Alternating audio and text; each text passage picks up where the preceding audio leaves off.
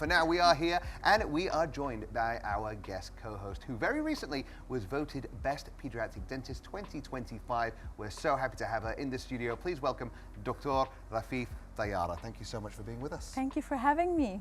So, pediatric dentist, are you seeing a lot of young people, teenagers or even younger, who are starting to care a lot about the aesthetics of teeth rather than the health? That's my day. Yeah, lots of kids, lots of teens and lots of preteens. And this generation, you know how I like to call it, the generation that has a lot of aesthetic awareness. Yeah. And you know, some people like to call it the Sephora generation. Oh my. You know, I feel, and I have teens myself. I have 3 kids, and I can see how my teenagers, you know, they almost teach me my skincare routine. Are you It's almost scary. Are you noticing a pattern? Because teenagers or even younger seems very early to worry too much about the alignment of teeth, because I know they haven't even fully finished growing. Is this social media's influence? I think there are a lot of factors, you know, driving this trend. One of it is that we're really living, you know, the age of, you know, I like to call it the democratization of cosmetic awareness, where, you know, the knowledge and, you know, we have access now widely to, you know, to the cosmetic procedures, to the dental equipment. You know, I did a survey in my teenagers at the practice, and then you can see how they talk about dental equipment and cosmetics very freely and with a lot of knowledge, and that we didn't have many years ago.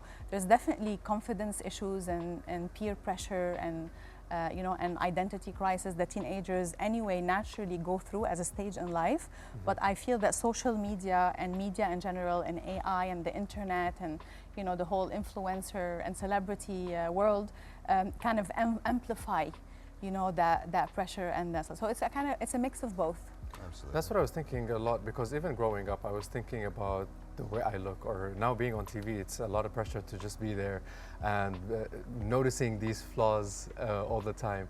How do you think parents would react to these things? Like if you say your kid would come to you and be like, you know what, I want to get my teeth done, or like I want to do something that's cosmetic. I think as a parent, and I'm a parent myself, and I meet so many parents every day, I think we have to kind of help them navigate, you know, those challenges, especially when, you know, they get into the world of parenting teens, because parenting a child is super different than parenting a teenager, and it's very challenging in this world of today. I think we should, you know, have a, you know, kind of guide them into the balance of one, you know, dealing with the emotions of their teenager, because they're dealing with a lot of pressure, peer identity, and, you know, identity crisis within their world. But also at the same time, we have to guide them that, you know, being confident is one thing, but also not to really dig deep into just the cosmetic, shallow appearances, and, you know, understand the difference between both, and understand that, you know, confidence comes from within and not just from, you know, enhancing your smile or feeling good about yourself. So there's always a balance to touch base to, but it is challenging. How can you tell the child to just chill a little bit? You know, you're a child, you know, enjoy your years growing up. You don't need to think about these things. How can you navigate and tell them to just like breathe a little bit? You know, I feel that, you know, sometimes it's a little bit, it backfires when you tell them to chill. I know. Because you want them also to feel that they're heard and that you understand, you know, what they're dealing with. When we did the survey within teenagers at the practice, I heard a lot of things like, I feel the need to fit in. You know, I feel the need to belong. And we shouldn't forget that a smile is also, you know, a social identity card, is a way of belonging, right? Teenagers who have a pretty smile or who have like a non-crooked teeth, they are more approachable, they are more friendly. You know, people have tendency to befriend them more, and then teenagers perceive that. So at the same time, you want them to understand that, you know, you have to also work on your function, your growth, your healthy habits, but also at the same time, you want to help them you know, grow in a healthy way, you know, not have anything asymmetrical, you know, crooked teeth, because your smile is also your passport, right, into a society that you belong to. If you don't mind me just quickly cutting in, because we're talking about how these teenagers are feeling all this pressure. And I remember at the age of 15, 16, as I was entering college, only then did I actually feel that pressure and started begging my parents to get me braces. But how young are we talking about now? Is it just the teenagers, or preteens are also asking for a more cosmetic change when it comes to their dental? No, we're talking even now about children. And to be honest, they're not wrong, because medicine have progressed a lot in the last 25 years to a point where now, in terms of growth of the jaws and you know, guiding the growth of the jaws and the face, we are now looking at a new methodology of correcting and guiding the growth very early. By very early, I'm talking about 4, 5, 6 years of age.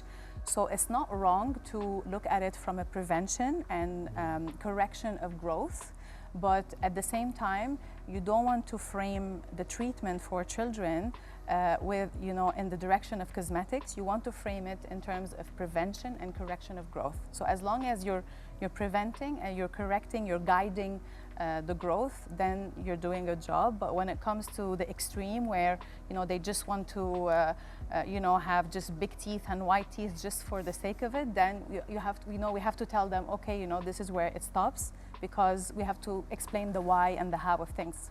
Let's talk about some of the most harmful dental practices that less ethical dentists will actually do, because you hear about people going abroad and removing all of their teeth and replacing all of them with veneers. What are some of the most dangerous dental practices that people are actively doing right now?